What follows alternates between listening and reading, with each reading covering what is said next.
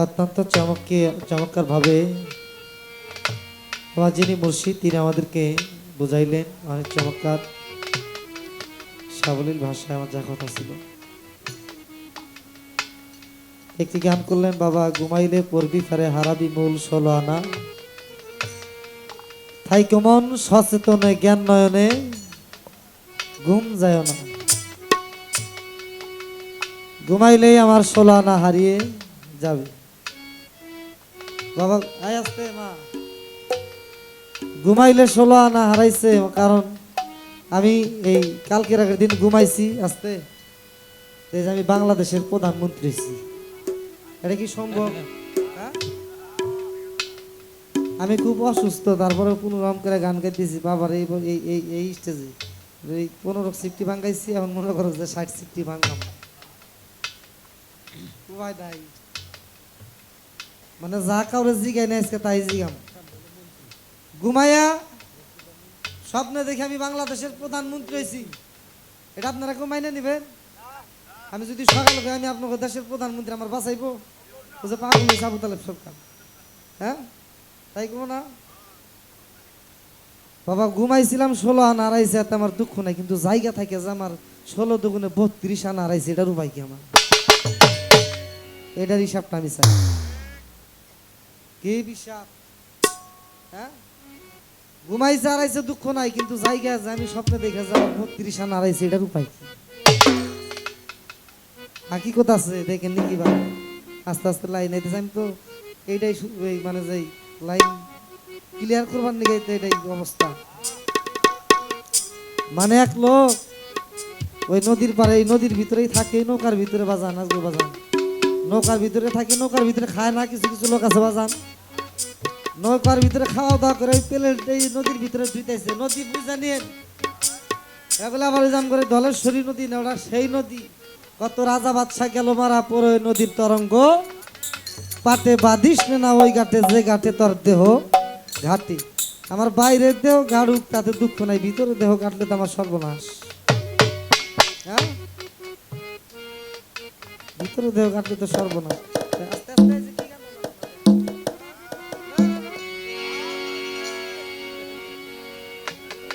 প্লেটটা ধুইতেছি, একটু গভীরে থাকেন, গভীরে ভাবে থাকেন, লাইন আসেন।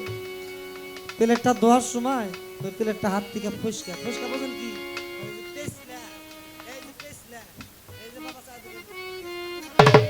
প্লেট যাইটা মানি না, যে খাবার পরে একটু পেছলা পেছলা থাকে না, খবর আছে অনেক নবী আসাল। মুসা নবীর নাম যতবার কোরআন আইছে, অন্য কোনো নবীর নামই আহে নাই। যেদিক গেছে তো গেছে, আমি আসুন খবর পাই। কারণ বস্তার ভিতরে কি আছে আমি খুব ভালো করে জানি, আর কেউ জানে না। আর কেউ জানে কিনা সন্দেহ আছে, কিন্তু আমি জানি কি মাল মেডিসিন আছে, ওটা আমার ভালো করে মোটামুটি জানা আচ্ছা। আমি ওটা সন্ধান জানছি, কিন্তু আমি পারি না, ওটা আমি বাই করব করছি কি যে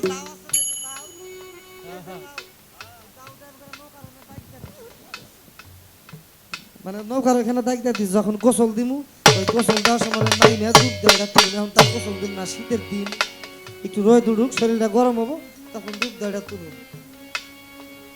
তো নৌকার ভিতরে তো আরামে ঘুমাইছি, মিষ্টি মিষ্টি রোদ, খুব সুন্দর করে ঘুম দিছে, ঘুম শুরু করে দিছে। হ্যাঁ, ঘুম শুরু করে দিলে নৌকার যে মাঝি বড় ভাই কেমন করে শাহজাহান ভাই তো চলে গেছে, গায়ের পাইলি ভাই পিজা ভাই কাম এটা কয়া দেওয়া জান নাকি? হ্যাঁ, দুই তো ঘুমাইছে, ঘুমাইলে পরে নৌকাটা ভাইয়া ধলেশ্বরী থেকে আপনার পদ্মা যমুনা কি কথা বললেন গানের ভিতরে, পদ্মায় গেছে গা, গঙ্গা যমুনা সরস্বতী মানে ভাইসা উঠছে একবারে। তেন ঘুম থেকে উঠছে, প্লেট একটা কম রে, 3 জন মানুষ প্লেট দিয়ে তুলে আরেকটা কম, তাকে খাওয়ার সময় যে পড়ছে গোসলের সময় খাইতে লুড়া এটা কই আইলাম। ছোট নদীর মধ্যে আসলে নদী বড় নদী। হ্যাঁ, আমাদের ছোট নদী চলে বাঁকে বাঁকে, বৈশাখ মাসে তার হাঁটু জল থাকে, এখন তো আমি ডুব দেও পাতাল পাই না, কিন্তু আড়ু জল ছিল, এখন তো আমি ডুব দেও পাতাল পাই না। ব্যাপার কি? আমি যে ঘাটে দাগ দিছিলাম আমার বাসায় তো অন্য ঘাটে আনছি, এখন যা হারাইছে তো হারাইছে, এটা পূর্ণ করার কোনো উপায় আছে কিনা? হারাইছে তো হারাইছে, মরা গাছে ফুল নাই না লড়লিরা। হ্যাঁ, বড়ি আবার ওই যে ভাজা কাঁঠালের বিচিটা গাছ তৈরি করছে না, এই যে কাশেম চান যেদিন চলে যাবে উনি বলছে যে গাছ ভাঙ্গা পড়বো কইছে না। হ্যাঁ, সময় গেলে সাধন হবে না বাজান বললেন, কিন্তু লালন সাইজি বলছে এখনো বহিছে পবন হতে পারে কিছু সাধন। জুলেখা ৮০ বছরের সেরি, ২০ বছরের সেরি হয় নাই ৮০ বছর বয়সে। হ্যাঁ, লালন সিরাজের উপায় নাই। কিন্তু যে সময়টায় আমার মুর্শিদের কাছে আমার যাওয়ার কথা ছিল সেই সময়টা আমি যাইতে পারি নাই, এই জন্য আমার এই দশা। কারণ যে সময়টা আমি হারিয়েছি, time and tide wait for none, সময় স্রোত কারোর জন্য অপেক্ষা করে না। আমি সব ধ্বংস করে তারপরে বুঝছি যে আমার একজন পরিশুদ্ধ মানুষের কাছে যাওয়া উচিত। সময় গেলে আসলেই সাধন হয় না, কারণ আমি বেলা থাকতে পথে গেলে যেতাম বহুদূর, কোন সাধকের সঙ্গ করে তা করিব পশু। আমি যদি সেই সময় যদি বুঝতাম তাইলে তো আজকে আমার এই মগ্নতার সাথে ঘটতো না। ও বাবা, যা হারাইছে ইহা পরিপূর্ণ করার কোনো পন্থা আছে কি? না। এই দুটি কথা আমি আমার বাজানের কাছে রাখলাম, যে আমি জায়গা যে হারাইছি, এই জায়গা ঘুমাই হারাইছি, দুঃখ নাই, ঘুমাইলে পড়াইলে মরা। আর আল্লাহর ওলিরা তো ঘুমাই না, আপনি মনে করেন যারা তারা ঘুমাইলে ভক্ত ঘুমাই কি?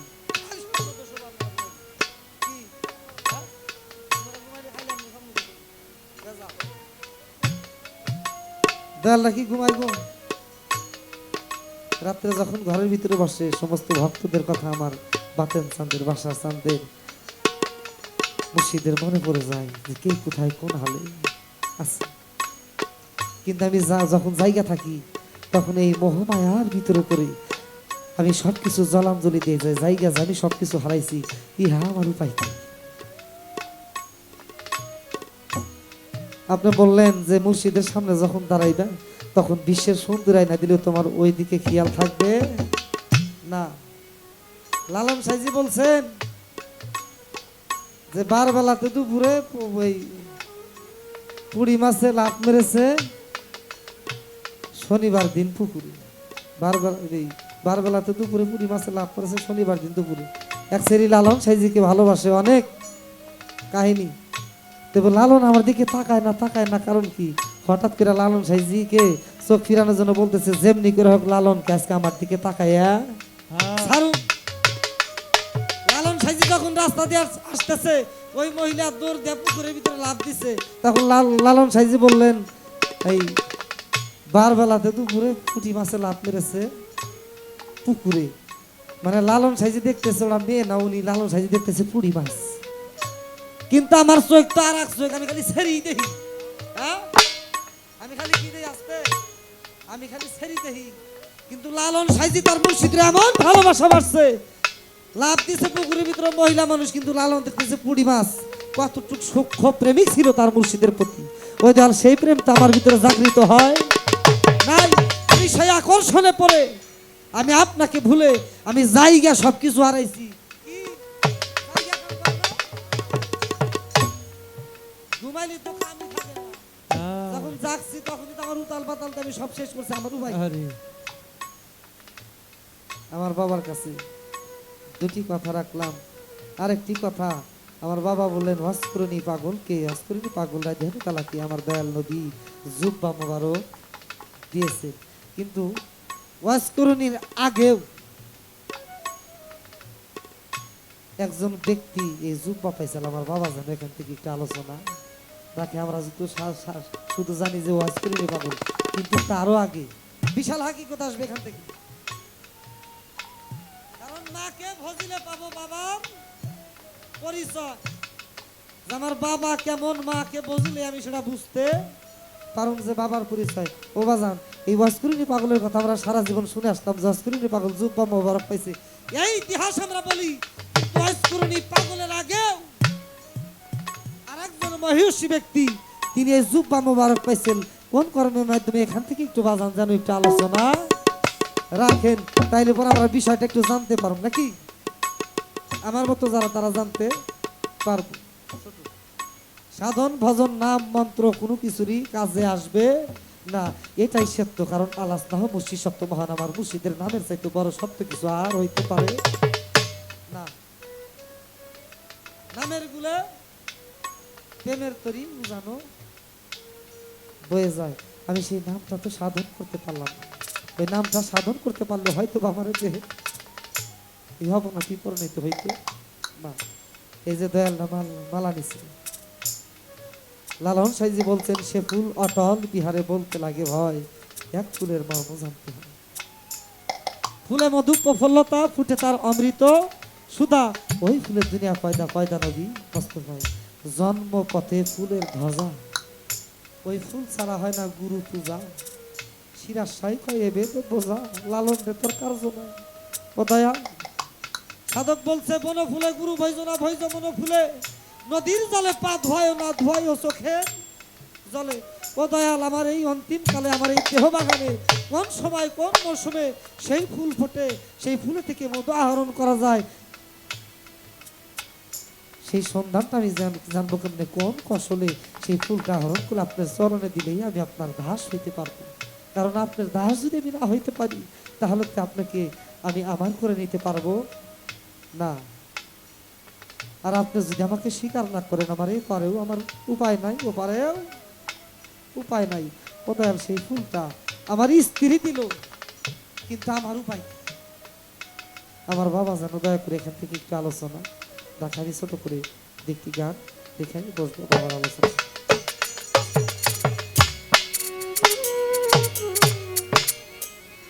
যার লাইগা যার কান্দের পরা, সে বিনে কি বাঁচে রে তার পা। যার লাইগা যার কান্দের পরা, সে বিনে কি বাঁচে রে তার প্রাণ। যার লাইগা যার কান্দের পরা, সে বিনে কি বাঁচে রে তার প্রাণ। মকবুল চান কাঙাল কি তোমায় ভুলতে পারে গায়া, ওরে সে কি তোমার ভুলিতে পারে গো। হাতের বাবা এই কাঙাল কি তোমার ভুলতে পারে গো। আইনা দিলে তারে আকা সরচা, ওরে আইনা দিলে আকাশের চাঁদ। সরচা নাই না দিলে আমায় আকাশের চাঁদ। যার লাইগা যা কান্দের পরা, সেদিনে কি বাঁচে রে তার প্রাণ। যার লাইগা যার কান্দের পরা, সে বিনে কি বাঁচে রে তার প্রাণ। যার লাইগা যার কান্দের পরা, সে বিনে কি বাঁচে রে তার প্রাণ। আমার টানিয়ামা সেই সঙ্গে আমার রফিকুল ভাই অনেকগুলি টাকা দিয়েছে, আমি ভুলে গেছিলাম, ভক্তি জানাই শ্রদ্ধা জানাই। পৃথিবীর কোন সম্পদ আমার কাজে আসবে না, পৃথিবীর কোন সম্পদ আমার কাজে আসবে না। একটি সম্পদ, সেটা হলো আমার মুর্শিদ।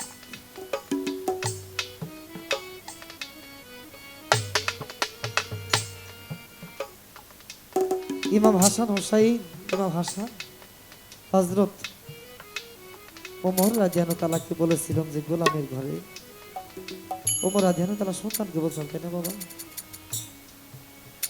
যে গোলামের বাচ্চা গোলাম, এইটা বিচার চাওয়ার জন্য হযরত ওমরের সন্তান বলছে বাবা আমাকে এই কথা বলছে হযরত হাসান মাওলা আলীর কাছে বিচার চাইছে, যে তোমার সন্তান এই কথা বলছে, এটার বিচার আমরা চাই। হযরত ওমর খুব কঠিনভাবে বিচার করতে নেই যে বাবারা বাজানরা বিচার করতে। মাওলা আলী বললেন যে ইমাম হাসানকে, বাবা তুমি বলো যে আমার ভুল হয়ে গেছে, যে কঠিন বিচার সে তোমাকে ছাড়বে না। ইমাম হাসান বলতেছে যে না, আমি যেটা বলছি তো বলছি, আমার যাহাই হবে। জুম্মার দিন মসজিদের ভিতরে গেলেন, জুম্মার সালাতের শেষে বলতেছে যে একটি বিচার। কি বিচার? ইমাম হাসান বলছে যে গোলামের বাচ্চা, গোলাম, এটার বিচার আমরা ফয়সালা চাই। ইমাম হাসানকে জিজ্ঞেস করলেন যে এটা কি তুমি বলছো? বলে হ্যাঁ আমি বলছি। অনেক সাহাবাগণ বলতেছে, আরে আমার নবীজি যেই হাসান চুমা খাইতো, ওমরের যেই বিচার, যদি তার গায়ে একটু টোকা দেয় আমরা সহ্য করতে পারবো না। হুজুর ভুল হয়ে গেছে, ওকে মাফ করে দেন। বলে না, আমি এটা বলছি, বলে এটা লিখিত দিতে হবে। যখন লিখিত দিল, সবার সামনে দাঁড়ায় বলতেছে, তোমরা সাক্ষী, ইমাম হোসাইন, ইমাম হাসান লিখেছেন যে আমি গোলামের বাচ্চা, গোলাম, আমি নবীজি গোলাম। আমি যেদিন এই পৃথিবী থেকে প্রাণ ত্যাগ করবো, আমার কাফনের ভিতরে তোমরা এই লেখাটা ভিতরে ঢুকাই দিও, কারণ ইমাম হাসান সাক্ষী দিচ্ছে যে আমি নবীজির গোলাম। এইটার কারণেও হয়তো বা আমি নাজাত হয়ে যাইতে পারি। ও দয়াল, লালন বলছে আমি তোমার দাসেরও দাসের যোগ্য নই। আপনি যদি আমাকে গোলাম হিসাবে স্বীকার না করে, তাহলে আমার এই পাপ মোচন করার সুযোগ আমি কখনোই পাবো না। যতই দূরে থাকে না তুই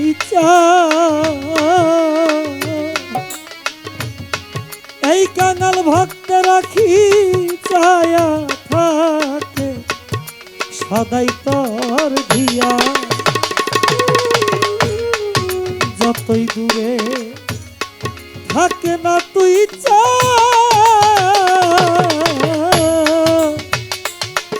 এই কাঙাল ভক্ত রাখি ছায়া থাকে সদাই তোর ধিয়া। ওরে আবার অন্তি কালাই আমার সামনে দাঁড়াই রে,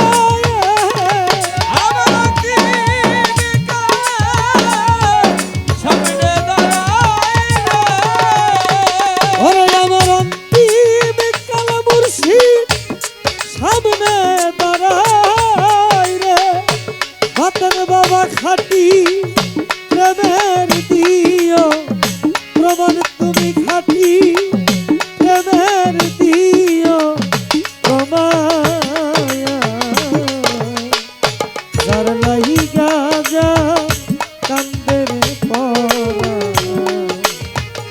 সেদিনে কি বাঁচে রে তার প্রাণ। যার লাইগা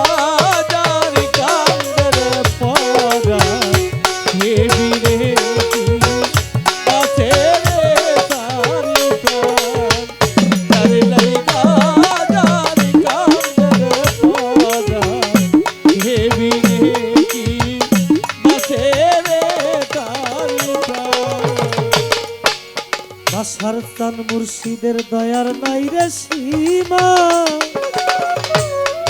আমার অতীত এই মনে আশারে। মকবুল চান বাতেন চান তোমার দয়ার নাই রে সীমা, আমার অতীত এই মনে আশারে। ওরে যার যে হাই হাই মনে মিলন রে, ওরে যার যে হাই হাই মনে মিলন রে, ওরে ভাবে যার যে হাই হাই মনে মিলন রে, সেইখানে হয় বাসর চাঁদ আমার স্বর্গের সমান। যার লাইগা যা কান্দের পরা, সেদিনে কি বাঁচে রে তার প্রাণ। যার লাইগা যার কান্দের পরা, সেদিনে কি বাঁচে রে তার প্রাণ।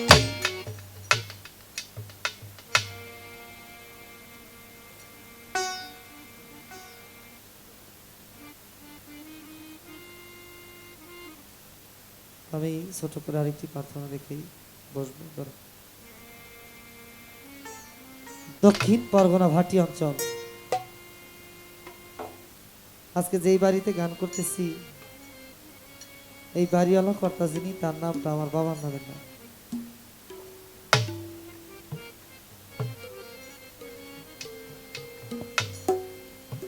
এই নামটা যখন শুনি হৃদয়ের ভিতরে একটা কম্পন সৃষ্টি হয় যে মায়ের আপনা পেন না বাবা। গুরু এবং ভক্তের মিলন মেলা যে আজকে অনুষ্ঠানটা সাজিয়েছে এই বাড়ির সন্তান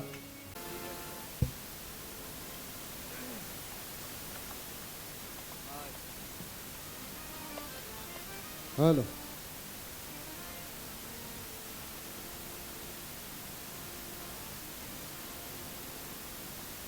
ঘুমাইয়া ঘুমাইয়া স্বপ্নে রাজ আইলেন, কেউ বিশ্বাস করবো না।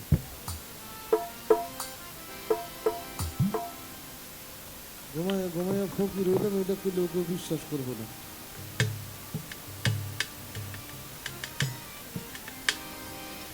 সব স্বপ্ন তো মিথ্যা হয় না। সব স্বপ্ন কি মিথ্যা হয়? সব স্বপ্ন মিথ্যা হয় না। ওই যে আমরা একটা গান শুনছি না, যে আস্তে আস্তে বাজা মনে হয়েছে, ওরে আমি স্বপ্নে দেখিলাম মধু মালা মুখ ওরে, ওরে আমি স্বপ্নে দেখলাম মধু মালা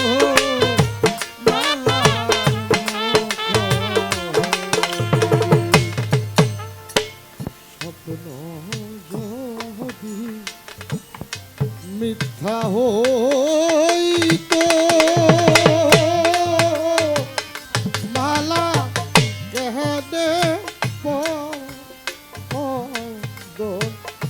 হইতো রে সখী, আমি স্বপ্নে দেখিলাম ধুমা মুখ ওরে আমি স্বপ্নে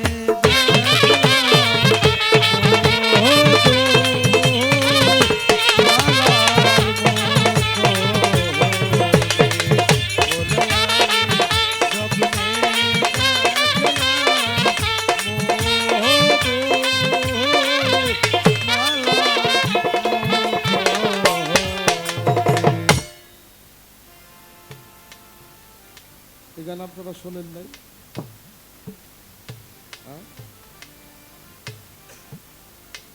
আরে স্বপ্ন যদি মিথ্যা হইতো মালা কেন বদল হইতো রে, আমি স্বপ্নে দেখিলাম মধুমালা মুখ। সত্য স্বপ্নটাও দুই প্রকার, একটা হইল এলহাম, একটা হইল এলহাম স্বপ্নের মধ্যে এখন এলহাম হয়, আর একটা হইল শয়তানের দেহাইনা স্বপ্ন। এখন এটা ব্যক্তি বিশেষ, শয়তানের কাছে শয়তান আসে আর আল্লাহর কাছে আসে হইল এলহাম। সব স্বপ্ন মিথ্যা এটা বলা যাবে না। গান গাইছি ঘুমাইলে পড়বি ফেরে হারাবি মূল 16 আনা, থাইকো মন সচেতনে জ্ঞান নয়নে ঘুম যাইও না।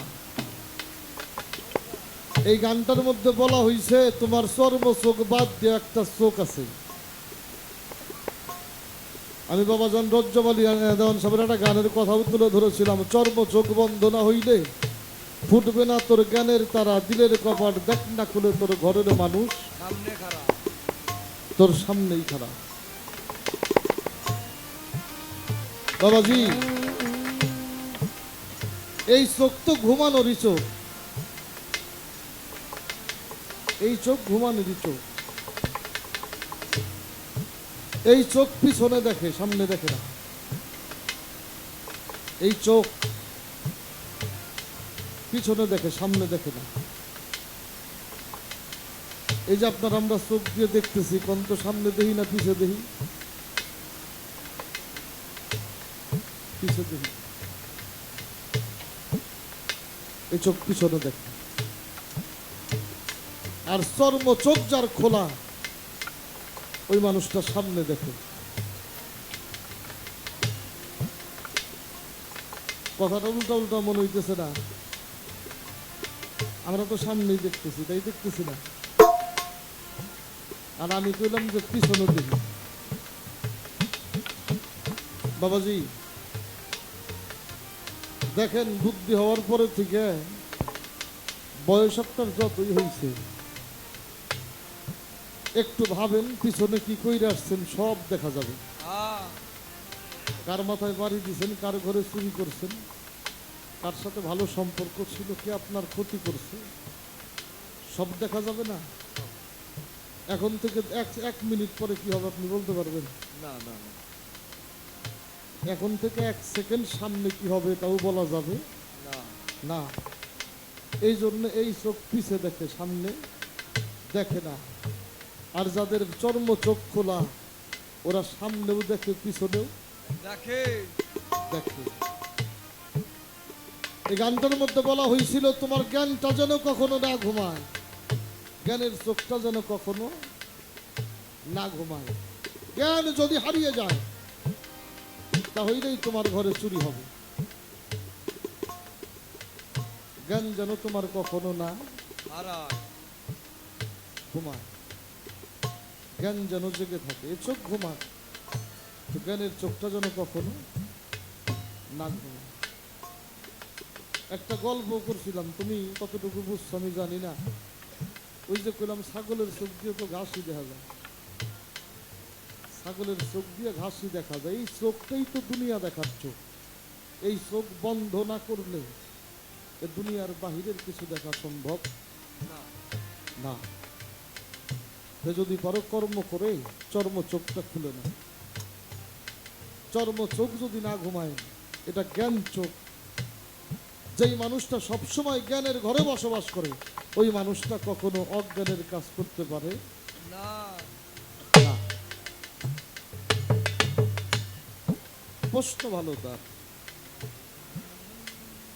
এটা আর একটা বিষয়, যে আমি তো জায়গায় হারাইছি। কোন চোখ জায়গা হারাইছে? এই যে এই চোখ, এই চোখ জায়গায় তো হারাইছে।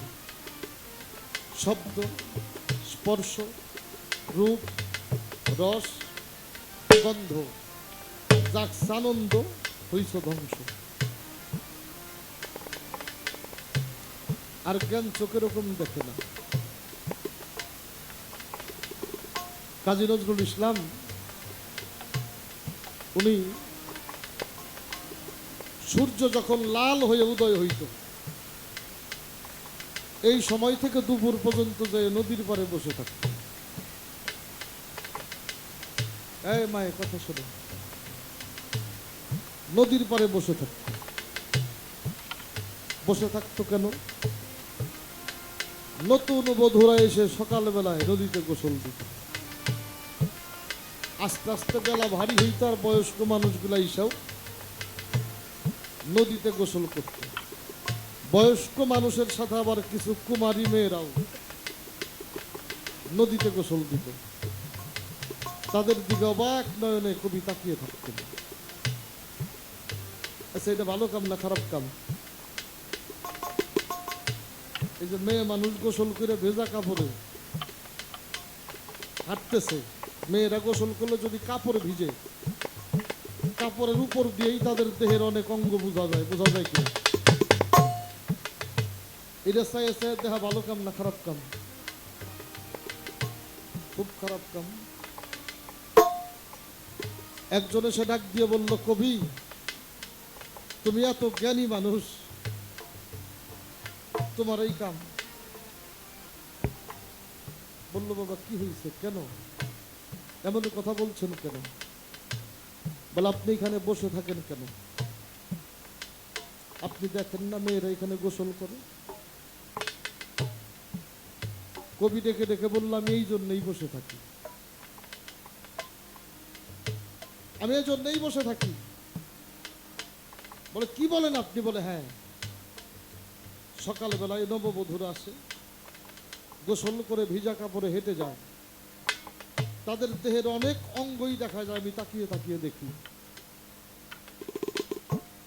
বেলাটা যত ছোট হয়ে উপর দিকে উঠতে থাকে, তত বয়স্ক মানুষগুলি এসে গোসল করে। তাদের সাথে কিছু কুমারী মেয়েরা আসে, এসে গোসল করে, ভেজা কাপড়ে হেঁটে যায়, তাদের অঙ্গ দোলে, আমি তাকিয়ে তাকিয়ে দেখি। ডেকে ডেকে বলেছিল, কবি আপনার পাপ হয় না? কবি দুটি চোখের জল ছেড়ে দিয়ে বলেছিল, পাপ হয় কি পূর্ণ হয় জানি না, তবে আপনি কি ভাবেন সেটা তো আপনার ব্যাপার। আমি যা ভাবি তা আপনি আমারে জিজ্ঞেস করলেন না। বলে কি ভাবেন? কবি ডেকে ডেকে বলেছিল, নতুন বধূ আর কুমারীরা যখন গোসল করে ভেজা কাপড়ে হেঁটে হেঁটে যায়, ওদের অনেক অঙ্গই তো দেখা যায়। তাকিয়ে তাকিয়ে দেখি, আর অঝরে দুইটা চোখ গড়িয়ে জল পড়ে কেন জানেন? বলে কেন? বলে আমার মাও না একদিন ওদের মতোই ছিল। আমার মতো একটা সন্তানকে জন্ম দিয়া আমার মায়ের প্রত্যেকটা অঙ্গ প্রত্যঙ্গ শোভাহীন হয়ে গেছে। আমার জন্য মা নিজের চিন্তা করে না, আমি সেই মায়ের জন্য কি করতে পারি না? আমি কি আমার মায়ের জন্য কোন অঙ্গহানি করতে পারছি? লোকটা ডেকে ডেকে বলেছিল, এই জন্যে আপনি কবি নজরুল ইসলাম। তে বাবা, জ্ঞানীর চোখে দেখা আর জ্ঞানের চোখে দেখা দুটো বিষয়। একই জিনিস স্থান বিশেষে নাম ধারণ করে করে না। কালি, এটা চোখে দেবেন, এটা কালি, এটা কাজল হয়ে যাবে। টাকা দিয়ে কাজল কিনে এটা গালে মাখবেন, এটা কালি হয়ে যাবে। একই জিনিস ব্যবহার উপযোগী, অনুপযোগীতে ভিন্ন নাম ধরে বলে। জ্ঞানের চোখ যাদের ঘুমায় না, তাদের ঘরে কখনো চুরি হয় না। প্রশ্ন ভালো, আমি তো জায়গা জায়গা হারিয়েছি, তুমি জায়গা জায়গা হারিয়েছ বাহ্যিক চোখ দিয়ে দেখে দেখে। 32 আনা কোন ব্যবস্থা আছে? আছে, অবশ্যই আছে। প্রথম কথাটা হইল, যেখানে হারিয়েছো সেই জায়গাটা তুমি চেনো কিনা। যেখানে হারিয়েছো সেই জায়গাটা তুমি চেনো কিনা। যদি চেনো, খুঁজে পাবে। আর যদি না চেনো, তাহলে তার খুঁজে পাওয়া সম্ভব না। তারপরে একটা কথা বলি, আবু তালেব সাধুবাদের একটা কথা, সজ্ঞানে করে পাপ, জ্ঞান হইলে তা সারে। না বুঝে কেউ যদি অন্যায় করে, আল্লাহ রহমানুর রাহিম মাফ করবে। বুঝে যদি কেউ পাপ করে, তারে কি আল্লাহ মাফ করবে? তারে আল্লাহ মাফ করবেন। হারিয়েছো যদি পাইতে চাও, একটা গান থেকে কয়েকটা শব্দ আমি তোমার শোনাইতে, একটা গানের কয়েকটা শব্দ। অটল হইয়া ডুবতে পারলেই, অটল হইয়া ডুবতে পারলেই পাবি একটা মালের খনি, নামলেই হবি ধনী, হাতে নামলে হবি ধনী। আরে নামলেই হবে ধনী ঘাটে, নামলেই হবে ধনী। আরে নামলেই হবে ধনী ঘাটে, নামলেই হবে ধনী। অটল, অটল হয়ে ডুবতে পারলেই পাবি একটা মালের খনি, ওই ঘাটে নামলেই হবি ধনী।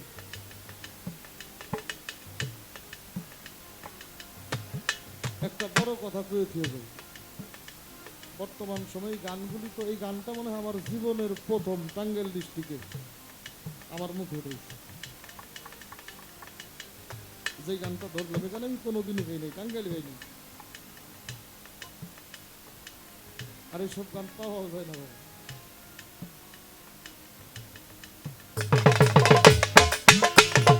অটল হইয়া ডুবলে পরে, অটল হইয়া ডুবলে পরে, অটল হইয়া ডুবতে পারলেই পাবি একটা মালের মালের খনি নামলে হবি ধনী ঘাটে নামলেই হবি ধনী ওরে নামলেই হবে ধনী ঘাটে নামলেই হবে ধনী আবার নামলেই হবে ধনী ঘাটে নামলেই হবে ধনী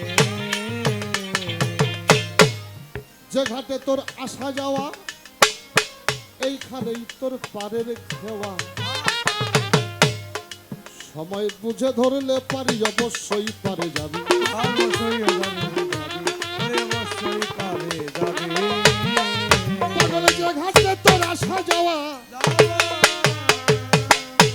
ওরে এই ঘাটেই তোর পারের খেওয়া ওরে সময় বুঝে গেলে ঘাটে অবশ্যই পারে যাবি অবশ্যই পারে যাবে অবশ্যই পারে যাবে ওরে যাবার বেলা বন্ধু যে জন তার সাথে নিবি ওরে তার সাথে নিবি ওরে তার সাথে নিবি অভিমানে পাগল বলি নেই যাবার বেলা বন্ধু যে জন তুই তার সাথেই নিবি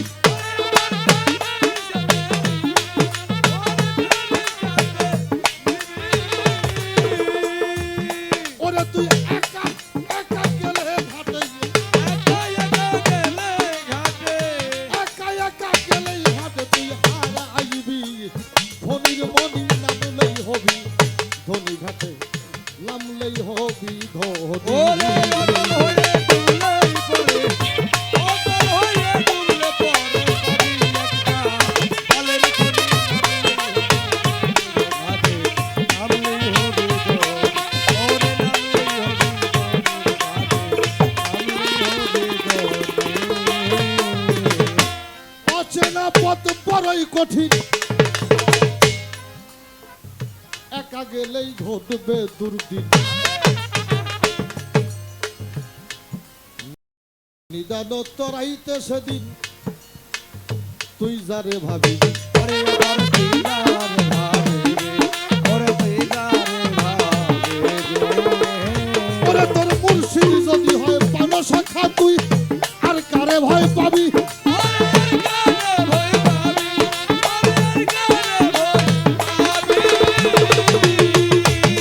ওরে যদি তোর হারাই রে মন অমূল্য ধন হারাই রে মন যদি অমূল্য ধনে দেখ গেছে তা সেই মালের খনি নামলেই হবি ধনী ঘাটে নামলেই হবি ধনী অটল হয়ে ডুবলেই পরে অটল হয়ে ডুবলেই পরে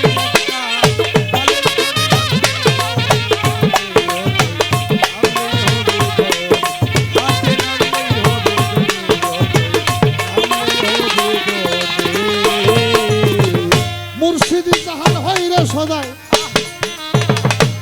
মরণে তার কোনো ভয় নাই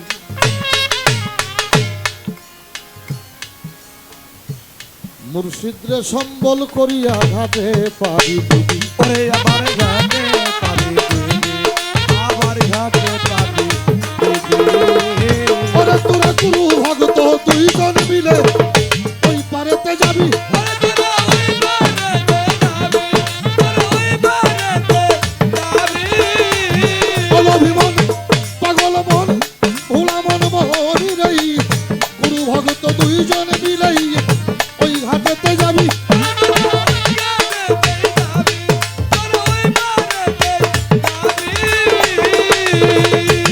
সৈয়দ কালুসা কয় নাই মরণের ভয় সৈয়দ কালুসা কয় নাই মরণের ভয় মুর্শিদ জাহার পরশমণি নামলেই হবি ধনী ঘাটে নামলে হবি ধনী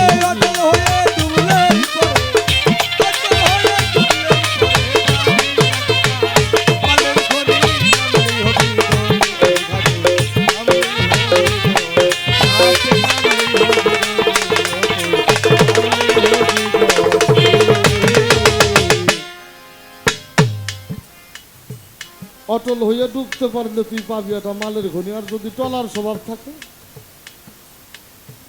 খালি যাবি আর মরবি বুঝবার যাবি আর খালি হারাবি অটল হইতে হবে অটল মকবুল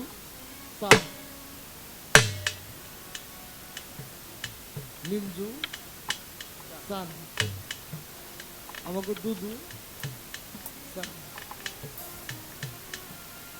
মানুষ কোনদিন চান হয় না হিরোটা, মানুষ কখনো চান না, অখণ্ড চান, অখণ্ড হইল চান। যেই মানুষটা কর্ম করে খণ্ড থেকে নিজেকে অখণ্ডে পরিপূর্ণ করে, এই মানুষটার নামের শেষে চান। এই চান হওয়া লাগছে কর্ম করে, তাই লাগছে না। আর এই অখণ্ডের কর্ম হইল অটল স্বভাব। টলে জীব, অটল হইল ঈশ্বর। ঈশ্বর গুণাগুণ যিনি লাভ করে উনি হইল অটল। যার গান গাইতেছি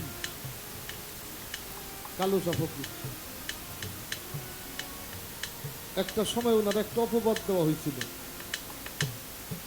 এখনো কিন্তু এই ধরনের মানুষ আছে, আমাকে নিয়ে একটা সমালোচনা করে, কয় ফকির যায় এই কর্ম করে, এই কর্ম করে, এই দেখায়, এই দেখায়, এরকম কয় না। কালু বাবার কাছে বেশ কয়েকজন লোকজন এসে বলছিল, কালু ফকির কিসের ফকির তুমি? কয় বাবা আমার হয়েছে নাকি কবিত, রাগ করেন না। কয় তোমরা ফহিরে বলো মুইতে মুইতে মুদ খাও।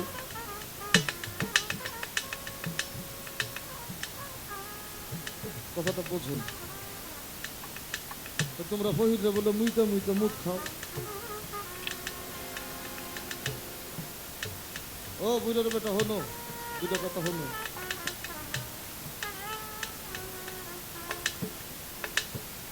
এই দেশে খালি মেয়ে মানুষই না, আমাকে দেশে আবার এত মেয়ে মানুষ নেই। তাহলে আমাকে দেশে না, আমি বাংলাদেশের জন্য এইখানে যাই, এত মেয়ে মানুষ দেখিনি। মেয়ে মানুষ দেখছি কিন্তু এত কথা কওয়া মেয়ে মানুষ দেখিনি। ওরে অটল হয়ে ডুবলেই পারে, অটল হয়ে ডুবলে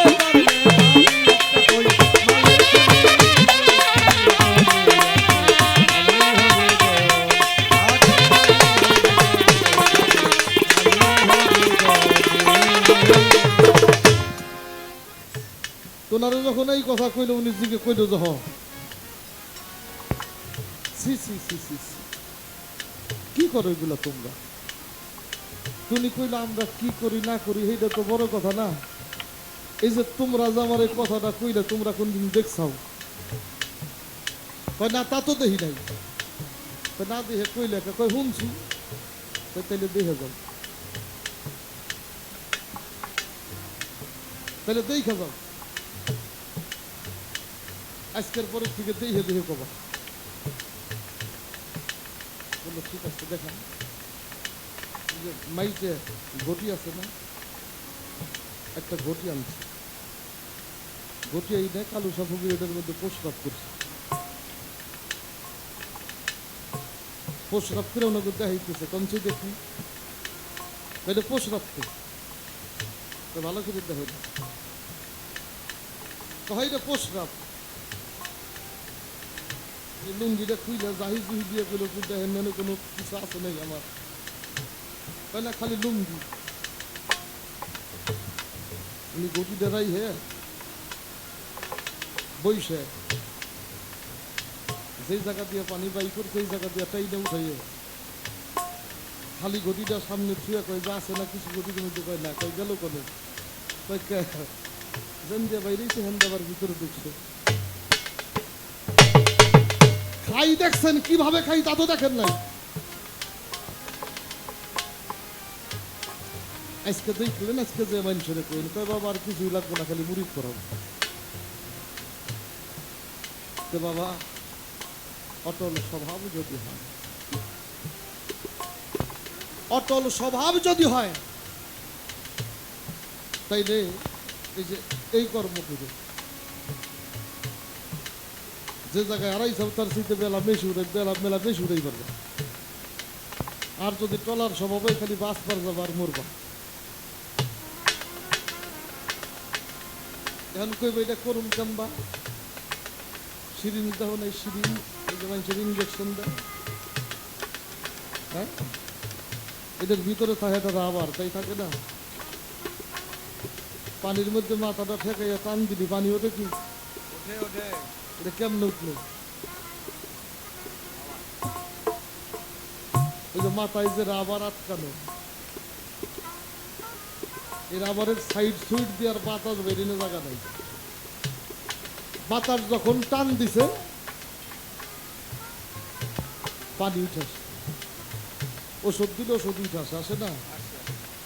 আবার যখন হাওয়া চাপ দেয় তখন এটা বের হয়। হাওয়া চাপ না দিয়ে যদি সারা জীবন একটা সিরিঞ্জ উপর করে ধরে রাখে, সম্ভব? এক ফোঁটা পানি দিলে না না না, সম্ভব না।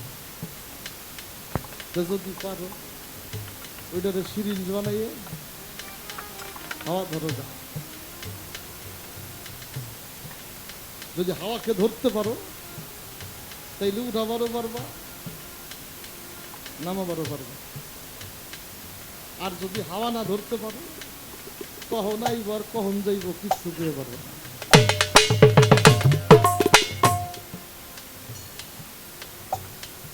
এই জন্য লালন ফকির বলছে, হাওয়া ধরো অগ্নি স্থির করো, মরণেরই আগে মরো, ডুবে যদি বাঁচতে নারো, তবে তোমার কিসের ফকির।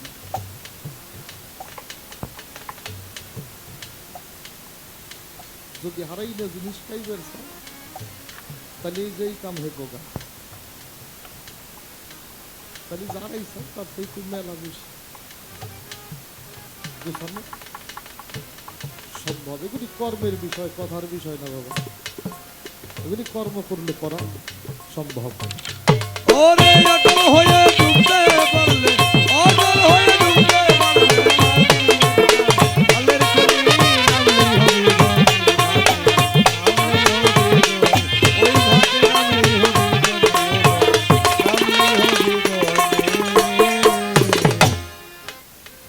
মানুষের দেহে যেটাকে কোনো কুণ্ডলিনী শক্তি বলা হয়, নাভির থেকে আড়াইটা পেঁচ দিয়ে, আর মুখটা হইল মানুষের এই পিছনে যে হাড়টা, মেরুদণ্ডের হাড় বলি আমরা। এই মেরুদণ্ডের হাড়ের নিম্ন দেশে একেবারে নিচে একটা ছিদ্র, এই জায়গাটার নাম হইল সুষুম্নার ছিদ্র। আড়াইটা পেঁচ দিয়া কোনো কুণ্ডলিনীর মুখটা লাগানো হইল এই সুষুম্নার ছিদ্রের মধ্যে। যখন একটা মানুষ শব্দ স্পর্শ রূপ রস গন্ধে কামে লালায়িত হয়, এই সময় এই কোন কুণ্ডলিনীর মুখটা সুষুম্নার ছিদ্রের থেকে ছুইটা যায় আস্তে আস্তে গুজ্জমূল দিকে ধাই করে, আস্তে আস্তে গুজ্জমূল দিকে ধাই করে। এটা যদি গুজ্জমূলে মুখ লাগাইতে পারে, পৃথিবীর কোনো শক্তি নাই তারে ফেরানো। মুখ লাগানোর আগেই, এই দেশে সাপ আছে না, কামড়াইলে মানুষ মরে, আছে তো দেশে, আমাকে দেশে আছে, এই দেশের নাম তো হবে আছে না? সাপ দৌড়ে যাইতেছে, লেজের মধ্যে যদি পাড়া দেওয়া হয়, এই সাপটা সামনে যায় না পিছের দিকে আসে? পিছন দিকে আসে। কোন কুণ্ডলিনী শক্তির মুখটা যখন সামনের দিকে ধাই করে, এই সময় পিছনে পাড়া দিয়ে ধরতে হবে। ধরবা কি দিয়ে? আসতে পারবে? আছে সবুরেরই দেশে দেখি দম কষে, উঠিস না ভেসে পেয়ে সান্ত্বনা, রবে না যে ধন জীবন আর যৌবন, তবে কেন মনে তোর এত বাসনা, রবে না যে ধন। আরে জীবন আর যৌবন, তবে কেন মনে তোর এত বাসনা, রবে না এ ধন। জীবন আর যৌবন, তবে কেন মনে তোর এত বাসনা, রবে না এ ধন। ইন্নাল্লাহ মা সাবিরিন, ধৈর্য ধর্ম। যার ধৈর্য নেই ওর ধর্ম নাই। সবুরকারীর সাথে আল্লাহ থাকাই সারাই এদিক টাকা, আমি আর তুই কই। সবুরকারীর সাথে আল্লাহ থাকে, যার হাতে আল্লাহ করে কেউ মারা করে। হ্যাঁ, এই জন্য লালন ফকির কইছে, সবুরেরই দেশে ভয় দেখি দম কষে, উঠিস না ভেসে তুই পেয়ে সান্ত্বনা, রবে না এ ধন জীবনের যৌবন, তবে কেনে মনে তোর এত বাসনা, রবে না এ ধন। আরে জোয়ার বাবা, তবে কেন মন তোর এত বাসনা, রবে না রে ধন জীবনের যৌবন, তবে কেন মন তোর এত বাসনা, রবে না রে ধন। ধৈর্য ধর, ধৈর্য ধর, সবুরের গাছে পানি ঢালতে থাক। যদি কখনো কখনো এর গতি বৃদ্ধি পায়, বাবা থাম, বাঁচতে চাইবে থাম। থামতে হবে কোথায়? রেশক, পূরক, কুম্ভক, বাতাস। রেশক ধরা, পূরক স্থিতি করা, কুম্ভক ঊর্ধ্বশ্বাস করা। যদি ধরা যায়, যদি স্থিতিতে রাখা যায়, যদি ধরা যায়, যদি স্থিতিতে রাখা যায়, তাহলে এর উপরেও উঠান যায়। উঠবো কিসে? বাতাস। আর যদি কোনো জায়গা দিয়ে লিক থাকে, তাহলে দইরাও লাভ নাই। এই যে ভারতের অসীম লেখছে, দরজার এক দরজা মূল, দরজা কিন্তু এটা নাগে দাম, ওই দরজা দিতে হইলে ভুল, বিষমদে হয়ে মত্ত তুই দেখবি সরষে ও ফুল। ভালো দেখবি সরষে ফুল, আমার দেখবি সরষে ফুল। দরজার এক দরজা মূল, ওই দরজা দিতে করলি ভুল, বিষমদে হয়ে মত্ত তুই দেখবি সরষে ফুল। ও তুই দেখিস সরষে ফুল, ও তুই দেখিস সরষে ফুল। সর্বমুখে তোর আল্লাহ রসুল, ওরে সন্মুখে ওই দেখ সর্বমুখে তোর আল্লাহ রসুল, দেখলি দেখেন চোখ বোঝা, আগলা রইল ঘরের দরজা, অমন পাকলা রে, আগলা রইল তোর ঘরের দরজা, অমন পাগলা রে।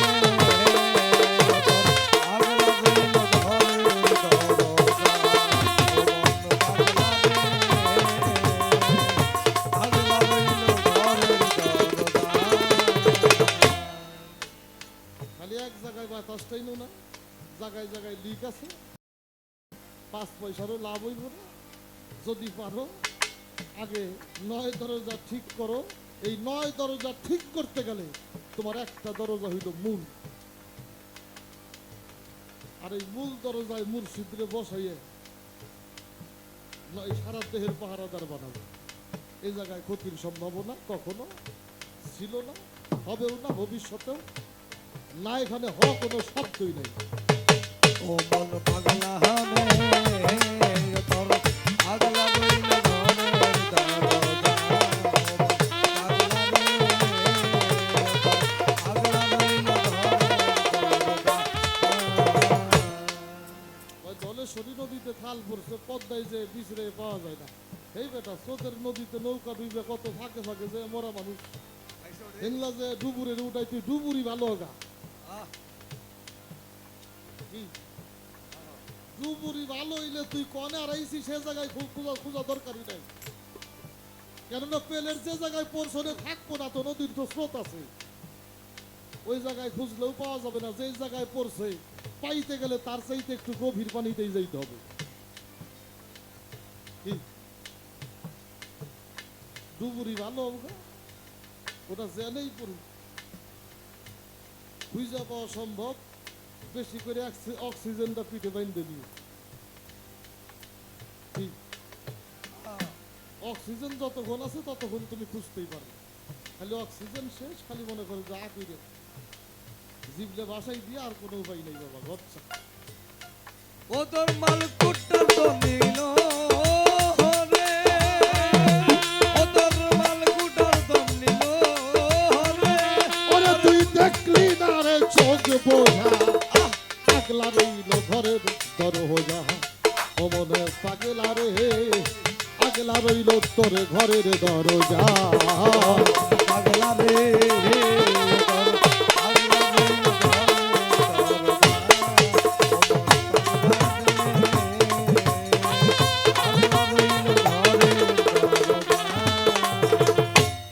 যোগান দিতে কামরিপুর খাদ্য হয়ে রলি গুরু অবাধ্য, অশুদ্ধ করিলি ঘরের নৈবদ্য খাদ্য। ও ভালো হইল ও ভালো হইল যোগান দিতে কামরিপুর খাদ্য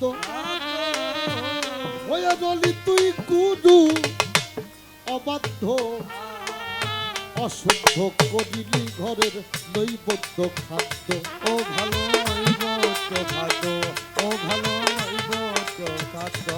তাই তো সম্মুখে তোর মরণ বাধ্য, ওর পাগল সম্মুখে তোর মরণ বাধ্য।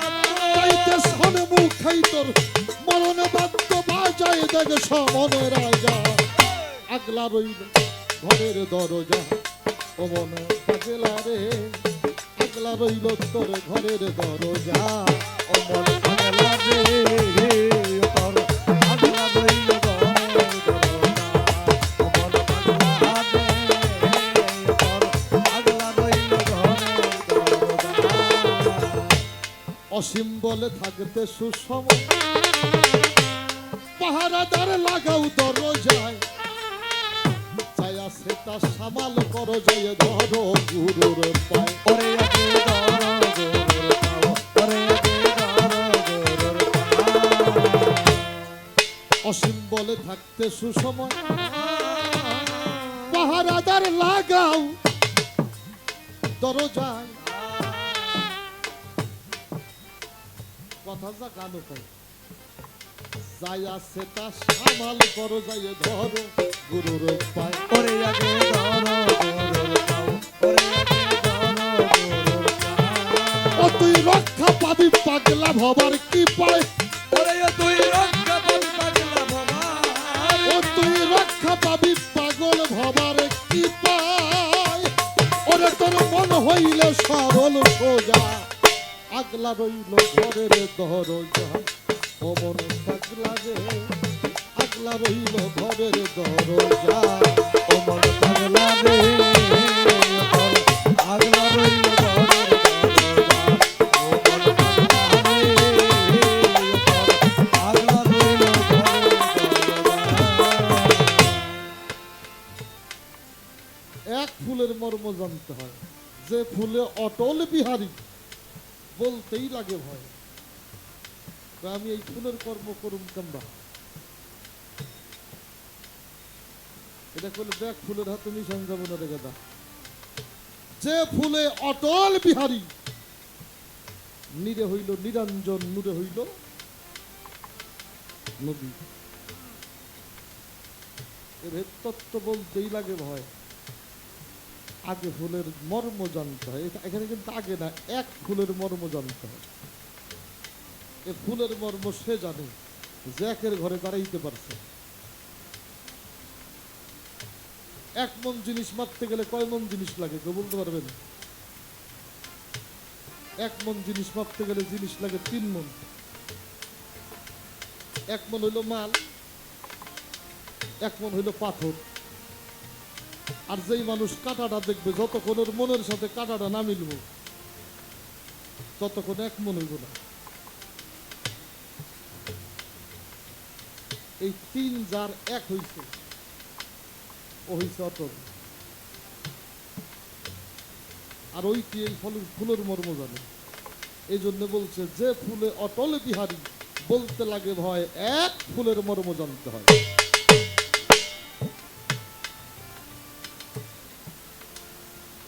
আছে নাকি ফুল? রহমান বাবুর কি বলতে হবে না? রহমান বাবুর একটা গান আছে, হ্যাঁ, মধু নিলে কয় মৌমাছি ঘিরানেতে হয় বুলবুল, পহেলা গাছের পহেলা ফুল। এই গানের একটা ছন্দ আছে, এই ফুলের ভেদ নয় কো সোজা, সকল ফুলেই হয় না পূজা, সংক্ষেপে তাই বুঝে নিবা দেখতে যেমন শিমুল ফুল। এটা খুব সুন্দর, কিন্তু এটা কেউ পূজায় দেয় না। পূজায় দেয় না কেন? এর ভিতরে যে মধু নাই এটা বোঝা যায় এর ফল দেখলেই। শিমুল ফুলের যে ফলটা হয়, যেটা শিমুল হয়, জীবনে দেখছেন এই তুলার মধ্যে চুল পরিমাণ রস বেরিয়েছে? এটার মধ্যে রস নাই, মধু নাই। এই জন্যই ফুল কোনো পূজায় লাগে লাগে না। একবার নিবেদিত হয়েছে যার, আর নিবেদিত হয় না তাহার। কর্ম করা হয় সমাহার অক্ষম রহমান বাবু। যদিও ফুলের কর্ম করতে চাও, দেহে যৌবন নামের ফুলটা যখন আসে ওই সময় নিয়ে যায় একজন নিষ্কলঙ্ক মুর্শিদের কাছে যায় জমা দিয়ে রাখা। মুর্শিদ তার কর্মে এটা অটল করে তোমারে দেবে। তোমারে টলাইব এই ক্ষমতার কারণ নাই নাই। সারাটা জীবন আউরা কাউরা আউতানি বাউতানি দেখ কিছু নষ্ট করে ফেস মেশা যে দয়াল আমার নৌকার চলে না, ভেঙে গেছে। এখন উপায় কি? এখন উপায় হইল দেখে দেখে বাইতে থাক,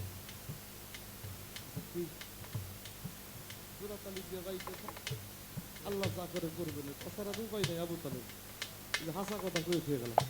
ও মন পাগলা রে তোর পাগলা রইল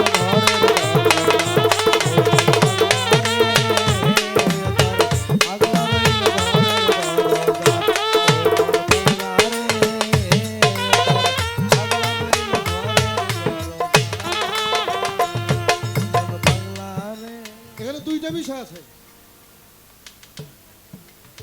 নিজে জান্নাত হওয়া আর জান্নাতে যাওয়া। আমার কথা খারাপ লাগতেছে, আমি কিন্তু অনেক সময় কথা কইতেছি, আর আমি এই জন্যই কথা বলতেছি। আমরা কত মানুষের সামনে গান গাই এটা তো জানো, কিন্তু আজকে আমার একটা কথা বারবারই মনে হইতেছে।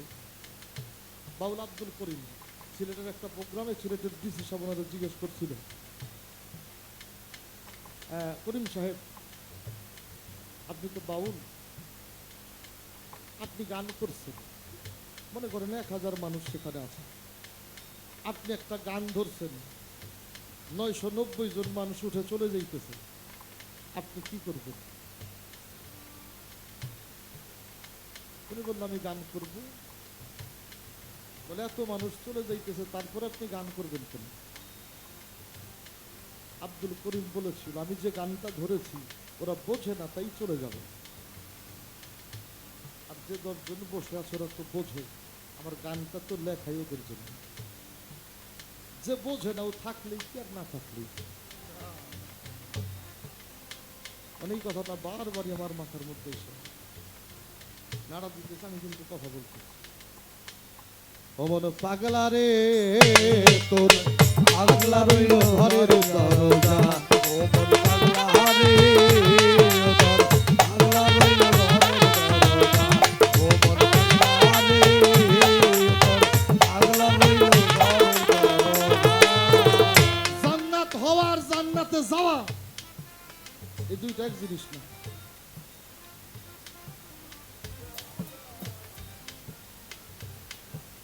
যদি বলি কেমনে, কিছু কিছু মানুষ যাদের চারিপাশ দিয়ে একেবারে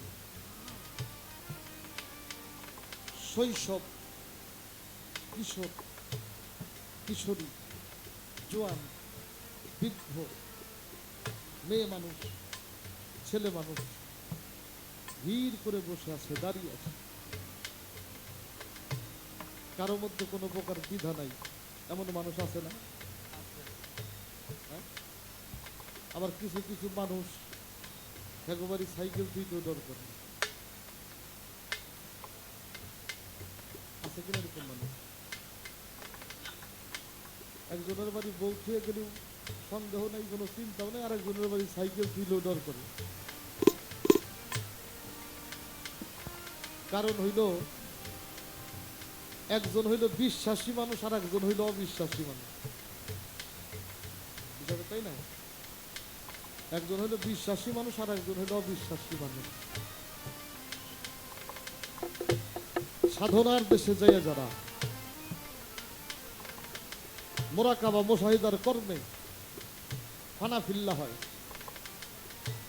শায়েকে পৌঁছায়, রসুলে পৌঁছায়, বাকাবিল্লায় পৌঁছায়, ওই সময় একটা মানুষের দেহের তিনটা নফস বিলুপ্ত হয়ে যায়। তিনটা নফস বিলুপ্ত হয়ে যায়, দুইটা নফস থাকে। একটা হলো নফস রহমানিয়া, আর একটা নফস হইল মুতমাইনা। আল্লাহ কোরআন শরীফের মধ্যে ডাক দিয়ে বলছে, হে নফস মুতমাইনা, তুমি তোমার রবের দিকে প্রত্যাবর্তন করো, তোমার রব সম্মুখীন হবে, জান্নাতে বসবাস করো। এরা হইল নিজেরা পৃথিবীর এই জান্নাত বানাইয়ে নিছে। এই জন্য আগে 4-5 দিয়ে বুড়া জোয়ান সেরি বুড়ি নাই, কারো কোনো চিন্তা ভাবনা নাই, ক্ষতির কোনো চিন্তা নাই। কিন্তু কিছু কিছু মানুষের বাড়ি সাইকেল ধুইতেও ডর করে। কারণ হইলো একজন হইলো জান্নাতের লোভী আর একজন জান্নাত বানিয়ে রাখছে। এই কথাটা বলার কারণ কি? ওই যে কইলাম একটা কথা, যে জাগো ফুরাই গেছে, তোমরা খালি এখন জোড়া দেওয়ার বাইতে থাও। আর এক বায়াতের বিনিময়ে জান্নাত আল্লাহ দিবে, এদেরও লাভ আছে, আছে কিনা? বায়াতের বিনিময়ে জান্নাত আল্লাহ দিবে। কোন মুর্শিদ যদি জান্নাতি হয়, কোন ভক্তের রাইখা মুর্শিদ জান্নাতে যাবে না, এই জায়গাটা তার জন্য নিশ্চিত। কিন্তু আড়াই না মানুষ নিজের জান্নাত বানিয়ে পারবো না। ও মন পাগলা রে, ও তোর পাগলা রইল ঘরের দরজা। ও মন পাগলা রে, ও তোর পাগলা রইল ঘরের দরজা। ওরে তোর বাল কোঠার ধনে নীল হবে, ওরে বাল কোঠার ধনে নীল হরে, ওরে তোর বাল কোঠার ধনে নীল হরে, দেখলি না রে চোখ বোঝা, আকলা রইল ঘরের দরজা। ও মন পাগলা রে, আকলা রইল ঘরের দরজা। পাগলা রে, পাগলা রইল ঘরের দরজা। ও মন পাগলা রে, পাগলা রইল ঘরের দরজা। আর একটা প্রশ্ন করছো, আমি কিন্তু এইভাবে তাহলে আলোচনা করি না। আমার আলোচনার থিমসটা একেবারে আমি চেঞ্জ করছি। আর একটা প্রশ্ন, আমার হুজুর পাকের গায়ের জুব্বা ওয়াজ করুনি পাগল রে না, আর একজন দিছে, বাবা একটা কথা কই, শহীদ তলাও তলা, আগরতলাও তলা, কবুতরের পাহাড়ের মাটি সহে দিলি কানা চোখ ভালো হয়, আর আমাকে দলাপাড়া পাহাড়ের মাটি সহে দিলি ভালো চোখ কানা হইব। কথাটা কেন কইলাম? ওয়াইস করুন দেওয়া জামা, উনি আরো একজন না, উনি আরো 2 জন জামা দিছে,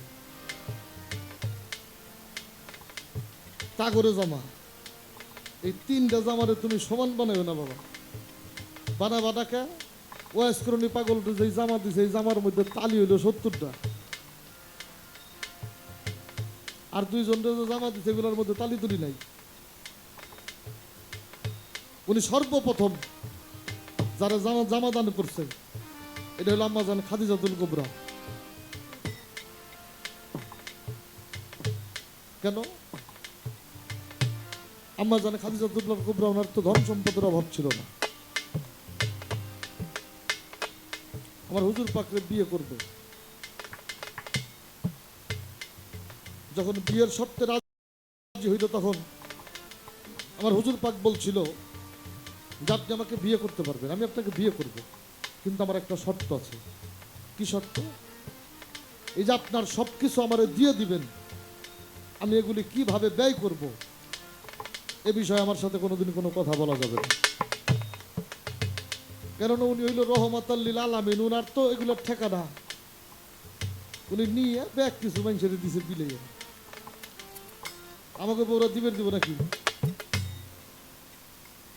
ঘরের সিরা জামা দিবের গেলি কব যে তুই করস কি, আর 2 দিন পরেই তো না ফেলাই দিয়ে পারতি। আর জাজিরাতুল আরবের মধ্যে সবচাইতে ধনাঢ্যবান ব্যক্তি আম্মা জান খাদিজা তার সব সম্পদ আমার হুজুর পাকরে দিয়ে দিল, আর উনি তার উম্মতের মধ্যে সব কিছু বিলাইয়া দিল। ফহিরিটা নেই, ফকিরিটা এই জায়গা। এক কথাও বলে নাই। আম্মা জান খাদিজার শর্ত ছিল কয়টা? 3টে। তার 1 নাম্বার শর্ত ছিল, আমার আগে বিবাহ হয়েছে, আমার সন্তান আছে, আপনার আচরণে তারা যেন কোনোদিন বুঝতে পারে না আপনি তাদের জন্মদাতা পিতা নই। আমার হুজুর পাক বলেছিলেন সুবহান আলহামদুলিল্লাহ। 2য় শর্ত, ইয়া রাসূলুল্লাহ, আমি যদি মারা যাই আপনি আমার দেহটা কবরে নামাবেন। উনি বলছিল সুবহানাল্লাহ।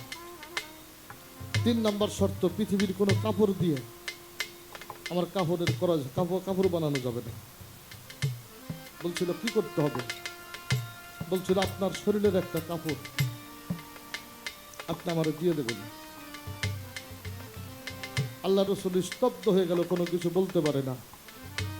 আল্লাহ কয় জিব্রাইল দেরি করা যাবে না, এই মুহূর্তে বন্ধুর কাছে যেয়ে বলেন আমার বন্ধু যেন তার নিজের কাপড় পরিয়ে খাদিজারে কবরস্থ করে। উনি আলহামদুলিল্লাহ বলেই জিজ্ঞাসা করছিল আপনি আমার কাপড় চাইলেন, এর কারণটা জানতে পারি? আম্মা জান খাদিজা বলেছিল এটা আমার বিশ্বাস, এটা আমার বিশ্বাস। মানুষকে কবরস্থ করা হইলে সেখানে ফেরেশতারা আসে, অনেক প্রশ্ন তারা করবে, আর আমি বিশ্বাস করি আপনার শরীরের কোনো কাপড় যদি আমার শরীরে থাকে কবরের ফেরেশতারা আমার এইসব প্রশ্ন করার সাহস পাবে না।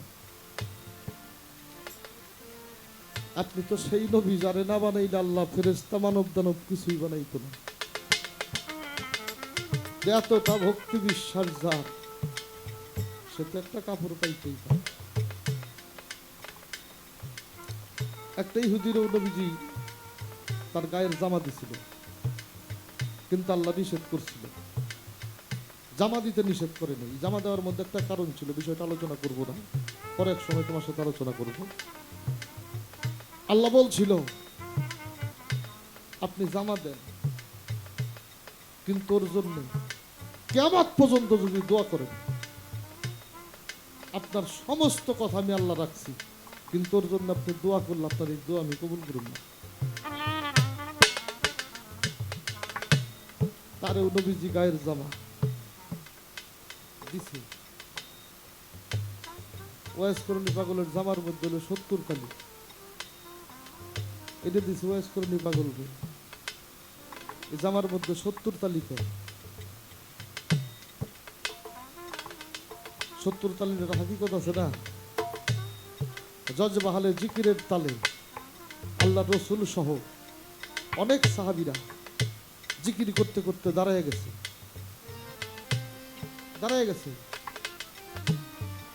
আল্লাহ রসুল বলল থামেন থামেন থামেন থামেন থামেন। সবারই জজবা হয়েছে না, সবাই দাঁড়ায় গেছেন, বসেন। মাওলা আলী রাদিয়াল্লাহু বলা হইল তরবারি হাতে নেন, তরবারি হাতে নেন, সবাই জিকির করবে, আপনি স্তব্ধ থাকবেন। জিকির করতে করতে যে দাঁড়াই যাইব তার এই যে তরবারি দিয়ে কুপাইয়া কুপাইয়া হত্যা করবেন। জিকির চলছে তো চলছে, চলছে তো চলছে, এখন আর কারো জজবা হয় না, কেউ হারায় না। ওই যে তরবারি, এক অবস্থা আল্লাহ রসুল দাঁড়ায় গেছে, আলীর হাতে তরবারি, একবার উঁচু করে আর একবার নিচু করে। আমি আল্লাহ রসুলকে কেমন আঘাত করি, কি করে সম্ভব? এক অবস্থায় জজবা শেষ করে আলীকে ডেকে ডেকে বলল, আলী আপনি দাঁড়িয়ে আছেন, কেউ দাঁড়ায় নাই। মাওলা আলী মাথাটা নিচু করে বলল, ইয়া রাসূলুল্লাহ, দাঁড়াইছে। আপনি তাকে আঘাত করলেন না কেন? আলী চিৎকার দিয়ে বলছিল, আমি কেমনে করে আঘাত করব, সেটা তো আপনি। আমার রসুল বলছিল, আমার সেইটা আমার হুকুমটা বড়। এই কথা যদি মানো, আমার আঘাত করল না কেন? আবারও জিকির শুরু করছে। এক অবস্থা আল্লাহ রসুল দাঁড়ায় গেছে, হযরত আলীর হাতের তরবারি দিয়ে 69টা কোপ দিছিল রসুলকে, 69টা কোপ দিছে। উনি জিকির করতে আছে, জিকির করতে আছে। এক অবস্থায় থেমে জিজ্ঞাসা করল, আলী এইবার কেউ দাঁড়ায় নাই? বলে, আপনি দাঁড়াইছেন। বলে, আঘাত করল না কেন? ডাক দিয়ে বলল, ইয়া রাসূলুল্লাহ, আপনার গায়ের জামা সাক্ষী। হুজুর পাক জামার দিকে তাকায় দেখে 70টা কোপ, 70 জায়গায় জামাটা কাটা, 69 জায়গায় কাটা। যারে 69টা কোপ দিলে জামা কাটে, শরীর কাটে না, এইটি আমাকে লেখান মানুষ। এই চিন্তার মানুষ আমাকে দেশ আল্লাহ রাখছে। উনি জামাটা নিয়ে যায় এক দর্জির কাছে দিল, দর্জি ছিল ইহুদি। 69টা সেলাই করছে, সেলাই করে মনে মনে হয় তোরে জামা পরাইতেছি খারাপ। সব জায়গা সেলাই করে উনি বুকের মধ্যে একটা ফাড়া দিছে, বুকের মধ্যে একটা ফাড়া দিয়ে এই জায়গায় আবার সেলাই করে আটকাই দিছে। তাইলে এটা আল্লাহ রসুল পরা পারবো না, এই জায়গায় ফারছে। ইহুদি জামাটা হাতে দিছে, দেওয়ার পরে জিজ্ঞেস করলো, হুজুর আপনার জামাটা সেলাই করা কেমন হয়েছে? উনি সব কয়টা সেলাই দেখে ডাক দিয়ে বলছিল, বাবা সবচেয়ে তো বেশি সুন্দর হয়েছে এই যে এখানে আপনি সেলাইটা করছেন না, এই সেলাই। ইহুদি চিৎকার দিয়ে যায় নবীজির পায়ের মধ্যে পড়েছে, ইয়া রাসূলুল্লাহ,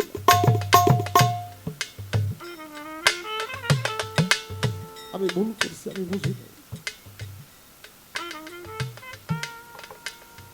আপনি রহমাতাল লিল আলামিন।